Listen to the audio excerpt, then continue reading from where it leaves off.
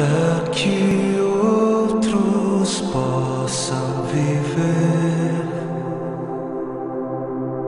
Vale a pena morrer para que outros possam viver.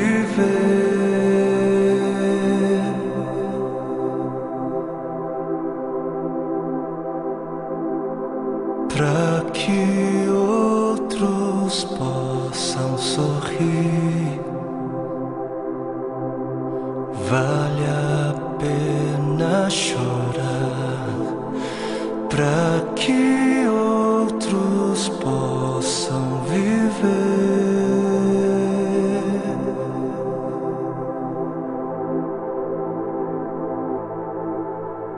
Portanto, visto que temos este ministério pela misericórdia que nos foi dada, não desanimamos. Antes, renunciamos aos procedimentos secretos e vergonhosos, não usamos de engano, nem adulteramos a palavra de Deus. Ao contrário, mediante a clara exposição da verdade, recomendamo-nos à consciência de todos diante de Deus.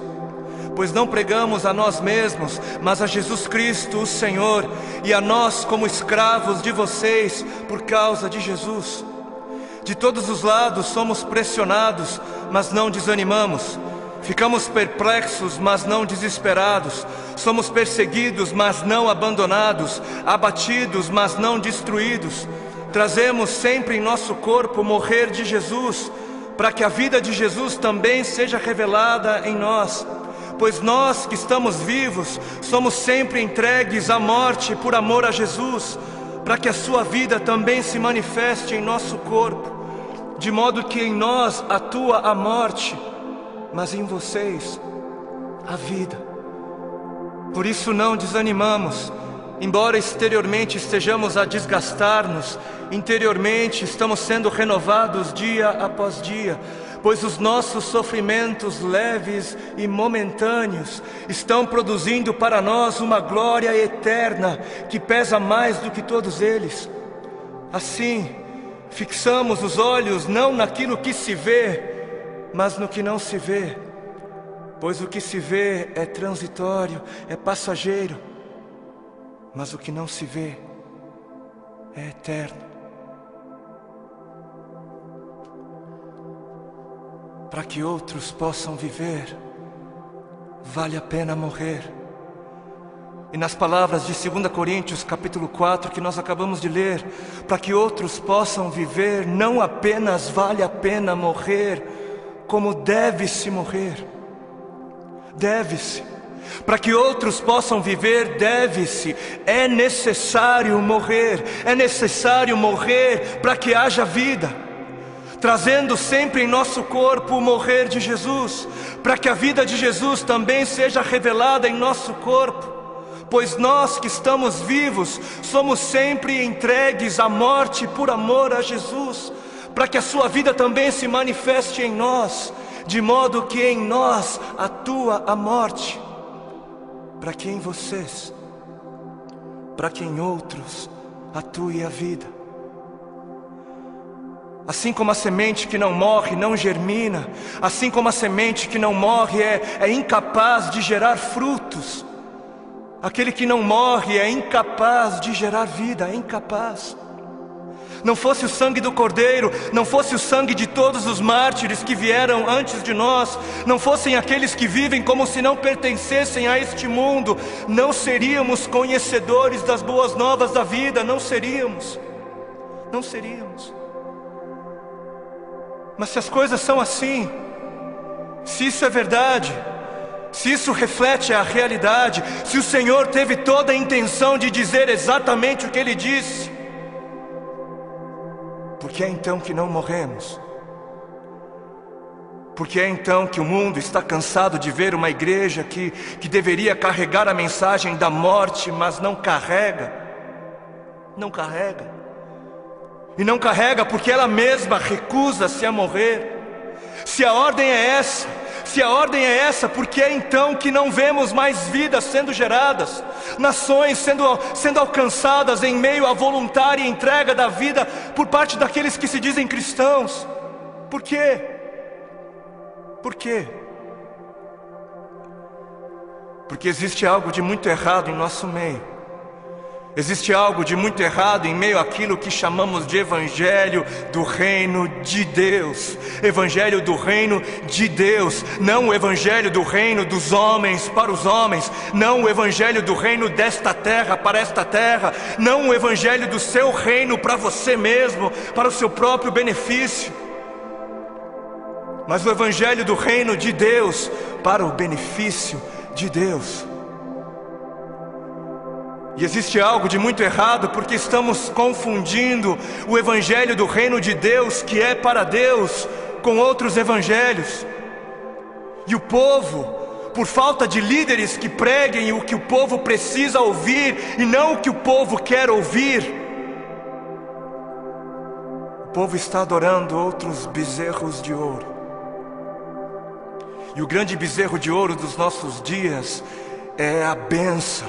O grande bezerro de ouro dos nossos dias é a vitória, é a conquista, é o bezerro da prosperidade, é a saúde, é o meu bem-estar, é o meu conforto, é a minha necessidade, é o meu reino, é a minha vida. 7 passos para alcançar a bênção aqui, 40 dias de jejum da vitória ali, 12 maneiras para ser próspero um pouco mais adiante, e 318 formas para você fazer com que Deus faça aquilo que você quer que Ele faça. Não importa se Ele queira fazer ou não, porque afinal o modelo de Jesus, não seja feita a minha vontade, mas a sua, serve para Jesus, serve para o Filho de Deus, não serve para mim, não serve para a igreja. Quantos já foram a alguma campanha que dizia: campanha do negue-se a si mesmo, campanha dos 3 passos para morrer, ou a campanha das 7 maneiras de amar ao seu próximo como a si mesmo, campanha de 40 dias de jejum para que eu possa carregar a minha cruz? Não? Nunca foi? Por que não? Ora, porque não é isso que é importante. Não é isso. Porque o importante é eu ter o carro do ano. Porque o importante é eu ser abençoado. O importante é eu mostrar o quão abençoado sou. Preciso mostrar. Eu preciso mostrar. Porque afinal de contas, se ando de carro importado, é porque Deus me deu, né? Deus me deu. Porque é muito óbvio que Deus está muito mais preocupado com o meu ego. Eu sou tão espiritual e abençoado que é muito óbvio para mim, e é muito óbvio só para mim, que Deus está mais preocupado em colocar dinheiro nas minhas mãos para que eu possa comprar coisas caras e tolas, do que está preocupado em colocar recursos sob os meus cuidados para que eu possa de alguma maneira aliviar a dor dos aflitos. Porque Deus é tão bom para mim, Deus é tão sábio, Ele é tão misericordioso, que Ele prefere que eu compre para mim o meu 100º par de sapatos. Ele prefere, Ele prefere que eu faça isso mais do que prefere que eu compre algumas marmitas para dar de comer às crianças de rua. Porque o importante é eu encher o meu celeiro até onde der. O importante é o meu reino, é a minha justiça. Eu trabalhei, eu suei. Não foi Deus quem me deu, não foi Deus quem me abençoou, não foi eu quem ganhei. É justo, eu trabalhei, é meu. Porque o importante é eu viver como se não houvesse morte. E Deus que me livre de pensar em morte. Coisa negativa não é de Deus. O importante é eu viver como se não houvesse morte, para que quando a minha hora chegar, eu venha morrer como alguém que nunca quis viver. Porque está escrito na palavra de Deus em Marcos, no capítulo 8 e Mateus 16. Então Jesus começou a ensinar-lhes que era necessário que o Filho do Homem sofresse muitas coisas e fosse rejeitado pelos líderes religiosos, pelos chefes dos sacerdotes e pelos mestres da lei, fosse morto e 3 dias depois ressuscitasse. Ele falou claramente a esse respeito. Então Pedro chamando-o à parte, começou a repreendê-lo.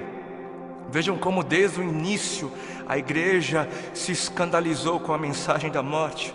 Jesus, porém, voltou-se, olhou para os seus discípulos e repreendeu Pedro, dizendo: arreda, Satanás, você não pensa nas coisas de Deus, mas nas coisas dos homens. Você não está de olho no reino de Deus, mas está de olho no reino dos homens. Então ele chamou a multidão e os discípulos e disse: se alguém quer vir após mim, negue-se a si mesmo, tome a sua cruz e siga-me. Se quiser, se alguém quiser. Porquanto quem quiser salvar a sua vida, perdê-la-á, mas quem perder a vida por minha causa, achá-la-á. Pois o que aproveitará o homem se ganhar o mundo inteiro e perder a sua alma? Ou o que dará o homem em troca da sua alma? Porque o Filho do Homem, o Filho de Deus, há de vir na glória de seu Pai. Ele há de voltar com os seus anjos, e então retribuirá a cada um conforme as suas obras.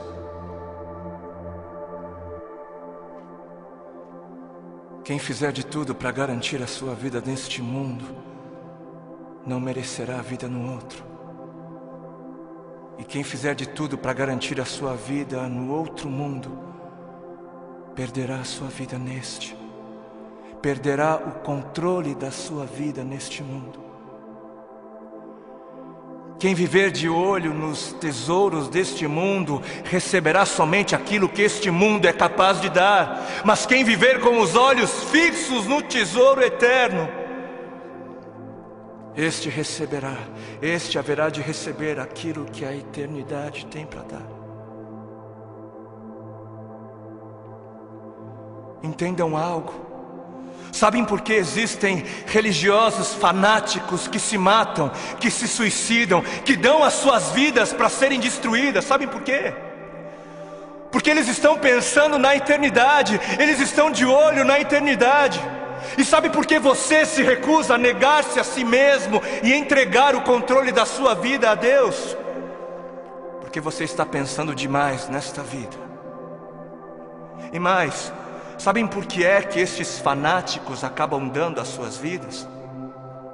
Porque eles passaram a vida toda, a vida inteira, ouvindo de seus mestres que morrer é algo valioso. Eles passaram a vida toda ouvindo de seus mestres que morrer é algo bom, é algo nobre, é algo honroso, que morrer gera vida. Gera vida. Mas e a igreja? Mas onde está a igreja? Onde está a voz profética? Onde estão os que pregam a verdade? Onde estão os que pregam morram? Onde estão os mestres de Deus a gritarem morram? Morram, para viver morram, por amor a Cristo morram, por amar a Deus acima de tudo morram. Onde estão? Por que os missionários moravianos se vendiam como escravos para poderem pregar aos escravos? Porque alguém lhes ensinou que esta vida não vale a pena ser vivida se não for vivida para Deus. Alguém lhes havia ensinado que para que outros pudessem viver, valia a pena morrer.